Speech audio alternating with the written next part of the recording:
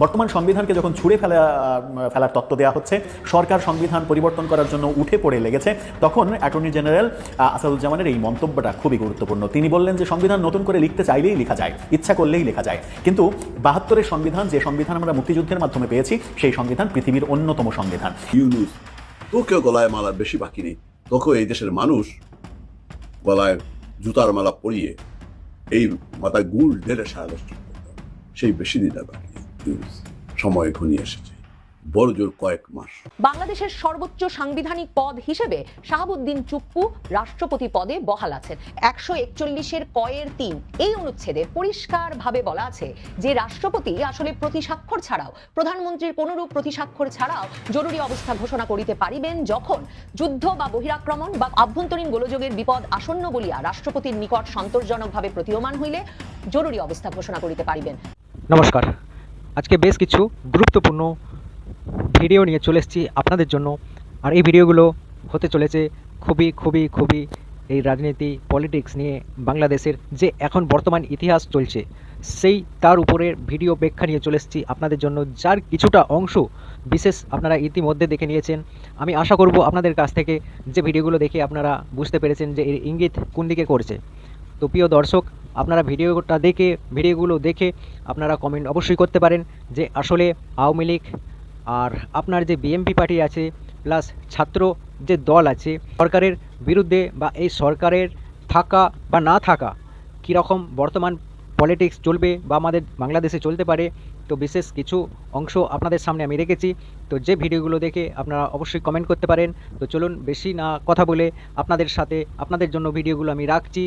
চলুন ভিডিওগুলো দেখুন আর কমেন্ট করে অবশ্যই আপনারা জানাবেন আদেও বাংলাদেশের ভবিষ্যৎ কী, আর ভবিষ্যৎ কার হাতে, ভবিষ্যৎ কীরকম ভাব বাংলাদেশের আগামী দিনে যাবে। তো চলুন প্রিয় দর্শক, ভিডিওগুলো আপনারা ভালোভাবে বেশি স্কিপ না করে, বেশি না টেনে ভিডিওগুলোকে পুরো দেখতে থাকুন আর ভিডিওগুলোকে বুঝতে থাকুন। বিএনপি এখন যা অবস্থা, তাতে তাদের ভাবসাব হচ্ছে এরকম যে তারা ক্ষমতায় প্রায় চলে আসছে, তারেক জিয়া প্রধানমন্ত্রী হয়ে যাচ্ছেন, এখন খালেদা জিয়াকে প্রেসিডেন্ট বানানোর কথাবার্তা শুরু হয়েছে। অর্থাৎ তারা নিজেরা সবকিছু ছেড়ে ফেলতেছেন। পাবলিক কি বলতেছে, কাকে চাচ্ছে, এগুলো নিয়ে তাদের মাথা ব্যথা খুব একটা নাই। এখন আমরা বাংলাদেশের রাজনীতিতে দেখছি যে জামাত বিএনপি একসময় বন্ধু ছিল, কিন্তু এখন নতুন মেরুকরণ হয়েছে রাজনীতিতে। আওয়ামী লীগ মাঠে নাই এই সুযোগে এখন বিএনপি এবং বিএনপির পাল্টা একটি শক্তি হিসাবে নতুন মেরুকরণ যেটা হয়েছে, যে এনসিপি, নাগরিক পার্টি, জামাত, ইসলামী আন্দোলন সহ আরো কিছু দল মিলে মোটামুটি তারা একটি বিকল্প শক্তি দাঁড় করানোর প্রচেষ্টায় আছে এবং এটার একটা বেইজও তৈরি করেছে তারা। এবং লক্ষ্য করে দেখবেন, যেমন ধরেন বিপি নূর আছে, বিপি নূর কয়েকদিন আগেও পটুয়াখালীতে এমপি হওয়ার জন্য বিএনপির পকেটে ঢুইকা তাদের কাছ থেকে চিঠি উদ্ধার কইরা ওই এলাকায় গেছেন ডিগবাজি দিয়ে যে ভোট নিয়ে এমপি হবেন, মন্ত্রী হবেন। কিন্তু এখন দেখা যায় তিনি আবার ডিগবাজি মাইরা এনসিপি, জামাত, ইসলামী এদের সাথে এক হয়ে এখন আবার বিএনপি বিরোধী কথাবার্তা বলতেছে। তো সুতরাং বিএনপি যাদেরকে মনে করতেছে যে এরা আমার লোক, সময়ের বিবর্তনে এরা তাদের লোক নাও থাকতে পারে। এখন বিএনপি যে বিশাল ভোট ব্যাংক রয়েছে, এটা মিথ হিসাবেও আসতে পারে। তারা আগের হিসাবে হিসাব করতেছে, এটা কিন্তু হেরফের হতে পারে। নতুন একটা জেনারেশন এখন গ্রো করেছে, তারা বিএনপিকে ভোট দিবে কিনা এবং বিএনপি সম্পর্কে তারা কতটুকু জানে, তাদের প্রতি কতটুকু আস্থাশীল, এটা প্রশ্ন আছে। এখন বাদ বিএনপি করে বলে সেও ভোট দিয়ে দিবে, এই হিসাব কিন্তু এখন আর চলে না। এখন বিএনপির জন্য সবচেয়ে বিপদ হচ্ছে, এখন মাঠে থাকা দলগুলোর বেশিরভাগই মনে করে যে বিএনপি আর আওয়ামী লীগ বেসিক্যালি একই ধরনের রাজনীতি করে, তাদের মধ্যে পার্থক্য নেই।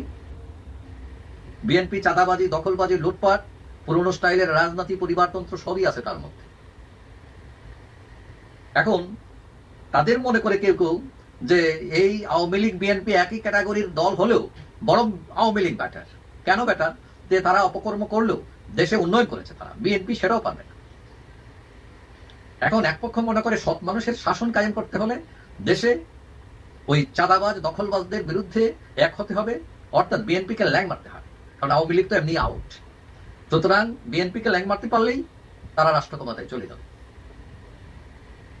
এবং যারা এটা ভাবছেন তারা যদি আরো শক্ত হয়ে নামেন, তাহলে বিএনপির কিন্তু খবর আছে। এবং এই উল্টে যাওয়ার মধ্যে সেখানে সরকারও উল্টাতে পারে, সেনাবাহিনীও উল্টাতে পারে, কোনো কিছু অসম্ভব না। এবং এই বিষয়টা কিন্তু বিএনপি আজ করতে শুরু করেছে। ভারতীয় গোয়েন্দা সংস্থা তারাও চায় যে ইসলামপন্থীরা যাতে কোনোভাবে ক্ষমতায় না আসে, বিএনপি আসুক, সেটা মন্দের ভালো, আওয়ামী লীগের না আসতে পারলে তারা আসুক, এইটা তারা চায়। কিন্তু এই কলকবজা নাড়লেও বিএনপি সেটাতে কতটুকু ধরা দেয় এটাও প্রশ্ন। এখন বিএনপি মনে করছে ক্ষমতা পাওয়া তাদের কাছে এখন সময়ের ব্যাপার মাত্র, কিন্তু এখানে আওয়ামী লীগের ভোট একটা বড় ফ্যাক্টর। নির্বাচনে আওয়ামী লীগ না থাকলে তাদের ভোট যাদের বাক্সে যাবে তারাই পাস, এটা লিখে রাখতে পারে। এখন এক্ষেত্রে বিএনপির কিন্তু আওয়ামী লীগকে লাগবে, কারণ বিএনপি যখন দেখবে তার ফেল মারার সম্ভাবনা দেখা দিয়েছে, তখন তার অস্তিত্ব রক্ষার স্বার্থে, ক্ষমতায় যাওয়ার স্বার্থে বিএনপি আওয়ামী লীগের হাত ধরা ছাড়া তার কোনো উপায় থাকবে না। এবং সেই সময় কিন্তু সামনে আসতেছে, এবং আওয়ামী লীগ মূলা ঝুলিয়ে বিএনপিকে বাধ্য করতে পারে তাদেরকে টানতে বা তাদের কাছে আসতে। এখন ইসলামপন্থীদের ঠেলা খেয়ে আওয়ামী লীগ ছাড়া বিএনপির পথ থাকবে না বা থাকতে দিবে না তারা, এটা এখন মোটামুটি বোঝা যাচ্ছে। সুতরাং বিএনপি আওয়ামী লীগের পথে আছে এটা বলা যায়। আওয়ামী লীগকে তার লাগতে সে বাধ্য হতে পারে, এবং সেটা খুব বেশি দূরে নয়। সকল পদ পদায়ন রদবদল হয়ে গেছে, তছনছ হয়ে গেছে, কিন্তু তিন বাহিনীর প্রধান পদে আসলে কোনো রদবদল আসেনি।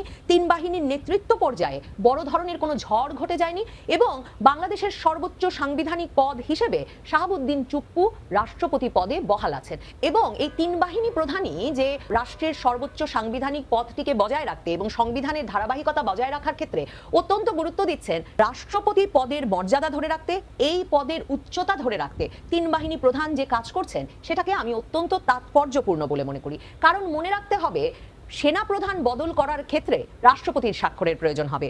সংবিধানে লেখা আছে বটে যে রাষ্ট্রপতি স্বাক্ষর করবেন প্রধানমন্ত্রীর পরামর্শক্রমে, কিন্তু মনে রাখবেন প্রধানমন্ত্রীর পরামর্শ মেনে নেওয়ার বিষয়টি একটা প্রথা বটে। রাষ্ট্রপতি স্বাক্ষর না করলে সেনা প্রধান কিংবা সশস্ত্র বাহিনীর কোনো প্রধানকে প্রধানমন্ত্রী চাইলেই পাল্টে দিতে পারেন না। আর প্রধান উপদেষ্টা পদটির কিন্তু কোনো সাংবিধানিক ভিত্তি নেই বাংলাদেশে, এটা একটা নির্বাহী আদেশের মাধ্যমে এখন বলা হয়েছে যে প্রধানমন্ত্রী পদের সমমর্যাদায় প্রধান উপদেষ্টা পদটিকে বিবেচনা করতে হবে। কাজেই বাংলাদেশের যে বর্তমান সংবিধান, সে সংবিধানে যে পদটি সর্বোচ্চ ক্ষমতার অধিকারী, সেই পদটি রাষ্ট্রপতি চুপ্পুর। আমরা জানি হাসনাত আব্দুল্লাহ সহ জুলাই আগস্ট আন্দোলনে নেতৃত্ব দানকারী পক্ষটি বারবার মনে করিয়ে দেয় যে সেনাপ্রধান ওয়াকারুজ্জামান হাসিনার লোক, তারা বারবার মনে করিয়ে দেয়, তারা বারবার বলে যে রাষ্ট্রপতি শাহাবুদ্দিন চুপ্পুকে বঙ্গভবন থেকে অপসারণ করা না পর্যন্ত আসলে জুলাই আগস্ট আন্দোলনের মূল লক্ষ্য নাকি কিছুতেই অর্জন করা যাবে না। আপনাদের মনে থাকবে 22শে অক্টোবর মঙ্গলবারে হাসনাত আব্দুল্লাহ বঙ্গভবন ঘেরাও করে ঘোষণা দিয়েছিলেন 24 থেকে 48 ঘন্টার মধ্যে শাহাবুদ্দিন চুপ্পুকে বঙ্গভবন থেকে অপসারণ করে তবে তারা বঙ্গভবন এলাকা ছাড়বেন। তারপর অবশ্য সে সময় বঙ্গভবন এলাকা ছেড়ে আসতে হয় তাদের। কাজেই এই ছাত্র সমন্বয়কেরা হাসনাত আব্দুল্লাহ বিশেষভাবে বারবার যে বিপ্লবের কথা বলছেন, বারবার সশস্ত্র বাহিনী বা তিন বাহিনী প্রধান কিংবা সেনা প্রধান ওয়াকারুজ্জামান যেই হিসেবে, যেই প্রক্রিয়ায় আসলে অন্তর্বর্তীকালীন সরকার গঠন করে দিয়ে একটা নির্বাচনের পথে বাংলাদেশকে নিয়ে যেতে চেয়েছিলেন, সেই পথ থেকে সরিয়ে সেকেন্ড রিপাবলিক, সংবিধান বাতিল, রিসেট বাটন, নতুন বাংলাদেশ, স্বাধীনতা 2.0 স্বপ্ন বাস্তবায়নের যে কার্যক্রম হাতে নিয়েছে বা যে উদ্দেশ্যগুলো সাধনে বারবার সেনাপ্রধানের দিকে চ্যালেঞ্জ ছুড়ে দিচ্ছে, তার প্রতিক্রিয়া হচ্ছে সর্বাত্মক বিশৃঙ্খলা। সেই ভয় বিশেষভাবে 10ই মে অন্তর্বর্তীকালীন সরকার হাসনাত আব্দুল্লাহর দেওয়া ডেডলাইনের জবাবে আওয়ামী লীগের কার্যক্রম নিষিদ্ধ ঘোষণা এবং জুলাই ঘোষণাপত্র 30 দিনের মধ্যে ঘোষণার প্রতিশ্রুতি দেওয়ার পর আসলে ওয়াকারুজ্জামান, সেনাপ্রধান ওয়াকারুজ্জামানের পিঠ দেওয়ালে ঠেকে গেছে। জুলাই ঘোষণাপত্র আসছে, সংবিধান বাতিল হবে, বঙ্গভবন থেকে ছাত্র জনতা রাষ্ট্রপতি শাহাবুদ্দিন চুপ্পুকে বের করে নিয়ে এসে আসলে কি করতে চান তারা? রাষ্ট্রপতি শাহাবুদ্দিন চুপ্পুকে কি বঙ্গভবন থেকে সরাসরি কারাগারে নিয়ে যাওয়া হবে, নাকি বাংলাদেশ 2025 সালে এমন অনিয়মের দিকে, এমন বিচারের দিকে কিংবা এমন বিপ্লবের দিকে হাঁটতে পারে কিনা? আমার মনে হয় এখন গুরুত্বের সঙ্গে গুরুতরভাবে সেনাপ্রধানকে সেটা বিবেচনা করতে হচ্ছে। রাষ্ট্রপতি শাহাবুদ্দিন চুপ্পুর সামনে একটাই পথ খোলা আছে, বাংলাদেশের সংবিধান, যেই মুজিববাদী সংবিধান বাতিল হয়ে গেলে এই দুইজন মহাবিপদে পড়বেন, মহা অনিশ্চয়তায় পড়বে বাংলাদেশ নিজে। সেই সংবিধানের একটা ধারা পড়ে ব্যাখ্যা করে শেষ করব আজকের বয়ান। অনেকেই বাংলাদেশের সংবিধানটাকে এমন ভাবে ব্যাখ্যা করেন, বলেন যে 141-এর ক এই অনুচ্ছেদ অনুযায়ী রাষ্ট্রপতির নিজের জরুরি অবস্থা ঘোষণার কোনো অধিকার নাই, কারণ সেখানে বলা আছে যে অনুরূপ ঘোষণার বৈধতার জন্য ঘোষণার পূর্বেই প্রধানমন্ত্রীর প্রতি স্বাক্ষর প্রয়োজন হইবে। তারা সবসময় এড়িয়ে যান যে 141 141(3) এই অনুচ্ছেদে পরিষ্কারভাবে বলা আছে যে রাষ্ট্রপতি আসলে প্রতিস্বাক্ষর ছাড়াও, প্রধানমন্ত্রীর কোনরূপ প্রতিস্বাক্ষর ছাড়াও জরুরি অবস্থা ঘোষণা করিতে পারিবেন যখন যুদ্ধ বা বহিরাক্রমণ বা আভ্যন্তরীণ গোলযোগের বিপদ আসন্ন বলিয়া রাষ্ট্রপতির নিকট সন্তোষজনকভাবে প্রতীয়মান হইলে, প্রকৃত যুদ্ধ বা বহিরাক্রমণ বা আভ্যন্তরীণ গোলযোগ সংঘটিত হইবার পূর্বে তিনি অনুরূপ যুদ্ধ বা বহিরাক্রমণ বা আভ্যন্তরীণ গোলযোগের জন্য বাংলাদেশ বা উহার যে কোনো অংশের নিরাপত্তা বিপন্ন বলিয়া জরুরি অবস্থা ঘোষণা করিতে পারিবেন। ভুলে গেলে চলে না যে আমরা যারা প্রায়শই প্রধানমন্ত্রী এবং রাষ্ট্রপতির ক্ষমতার ভারসাম্য আছে কিনা বাংলাদেশের সংবিধানে তা নিয়ে নানা রকম আলাপ করি, তারা 141(3) রাষ্ট্রপতিকে এই যে গুরুত্বপূর্ণ ক্ষমতাটি দেওয়া হয়েছে, যেখানে তিনি জরুরি অবস্থা জারি করতে পারেন বহিঃশত্রুর আক্রমণের কথা ভাবলে কিংবা আভ্যন্তরীণ গোলযোগের আশঙ্কা করলে, এবং যেখানে তার প্রধানমন্ত্রীর প্রতিস্বাক্ষরের, প্রধানমন্ত্রীর অনুমোদনের কোনো প্রয়োজন নাই, সেই কথাটি আমরা প্রায়শই উল্লেখ করতে ভুলে যাই। আমার মনে হয় বাংলাদেশের সংবিধানটি বাতিল হয়ে যাওয়ার আগে 141(3) অনুচ্ছেদটি অত্যন্ত গুরুত্বপূর্ণ হয়ে উঠতে পারে। আর সেটাও তো ভুলে গেলে চলে না যে বাংলাদেশে এখন কোনো প্রধানমন্ত্রী নাই, আর প্রধান উপদেষ্টার পদটির সত্যিকার অর্থে আইনের আদালতে কোনো সাংবিধানিক ভিত্তি নাই। বলছিলাম অ্যাটর্নি জেনারেলের কথা। বর্তমান সংবিধানকে যখন ছুঁড়ে ফেলার তত্ত্ব দেওয়া হচ্ছে, এনসিপি থেকে ছুঁড়ে ফেলতে চাওয়া হচ্ছে, বৈষম্যবিরোধী ছাত্র আন্দোলন থেকে ছুঁড়ে ফেলতে চাওয়া হচ্ছে, সরকার সংবিধান পরিবর্তন করার জন্য উঠে পড়ে লেগেছে, তখন অ্যাটর্নি জেনারেল আসাদুজ্জামানের এই মন্তব্যটা খুবই গুরুত্বপূর্ণ। তিনি বললেন যে সংবিধান নতুন করে লিখতে চাইলেই লেখা যায়, ইচ্ছা করলেই লেখা যায়, কিন্তু 72-এর সংবিধান, যে সংবিধান আমরা মুক্তিযুদ্ধের মাধ্যমে পেয়েছি, সেই সংবিধান পৃথিবীর অন্যতম সংবিধান।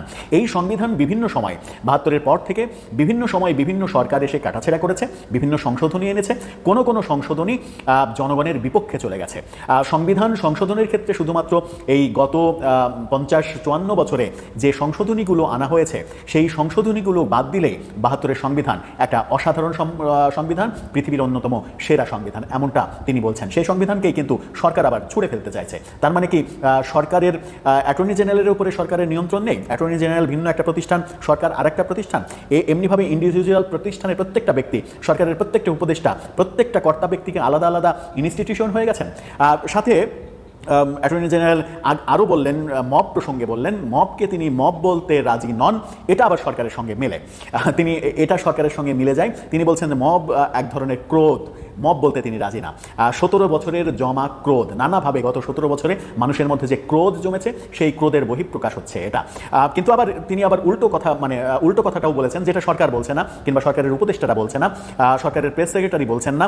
সেটা হচ্ছে যে এই ক্রোধ আমরা কামনা করি না, নিয়ন্ত্রণ করতে হবে, অবশ্যই এই ক্রোধ নিয়ন্ত্রণ করতে হবে, সরকারকেই নিয়ন্ত্রণ করতে হবে। এটা জুলাই চেতনার সাথে যায় না, স্পষ্ট বলে দিয়েছেন। অর্থাৎ যে মব করা হচ্ছে, সেই মব জুলাই চেতনার সঙ্গে যায় না। তিনি বলেছেন বিচার অবশ্যই আমরা চাই, বিচার করতে হবে, তবে এই প্রক্রিয়ায় নয় যেভাবে উত্তরাতে আমরা দেখেছি সাবেক সিইসি নুরুল হুদাকে করা হয়েছে, সেটা কোনো সুস্থ প্রক্রিয়া নয়। এতে জুলাইয়ের অর্জন ম্লান হয়ে যাচ্ছে। অর্থাৎ জুলাইয়ের যে অর্জন, সেই অর্জনটা মবক্রিয়ার মাধ্যমে, মব জাস্টিস, মব সন্ত্রাস, এটার মাধ্যমে নষ্ট করে ফেলে দেওয়া হচ্ছে। তাহলে নষ্ট করছে কারা? নষ্টের নেতৃত্ব দিচ্ছে এনসিপি নিজেই, নষ্টের নেতৃত্ব দিচ্ছে বৈষম্যবিরোধী ছাত্র আন্দোলন নিজেই, কখনো কখনো বিএনপির উপরে অভিযোগ আসছে। গতকালকে চট্টগ্রাম বিশ্ববিদ্যালয়ে গণ অধিকার পরিষদ এবং ছাত্র শিবিরের উপরে অভিযোগ এসেছে। এরকম নানা জায়গায় নানা জনের প্রতি অভিযোগ আসছে। সব থেকে বেশি মবের অভিযোগ হচ্ছে এনসিপি এবং বৈষম্যবিরোধী ছাত্র জনতা এই ব্যানারের ওপরে।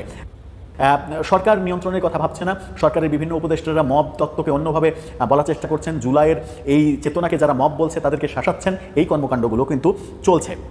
মোহাম্মদ আসাদুজ্জামান সরকার পতনের পর 3 দিন পরে 8 আগস্ট 2024 সালের 8 আগস্ট তিনি এই পদে নিয়োগ পেয়েছিলেন।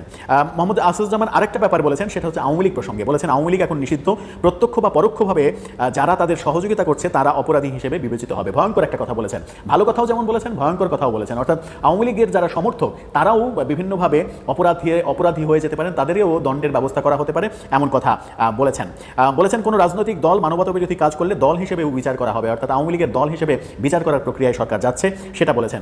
আর আন্তর্জাতিক অপরাধ ট্রাইব্যুনালে দণ্ডিতরা আগামী নির্বাচনে অংশগ্রহণ করতে পারবেন না, সেই তথ্যও দিয়েছেন।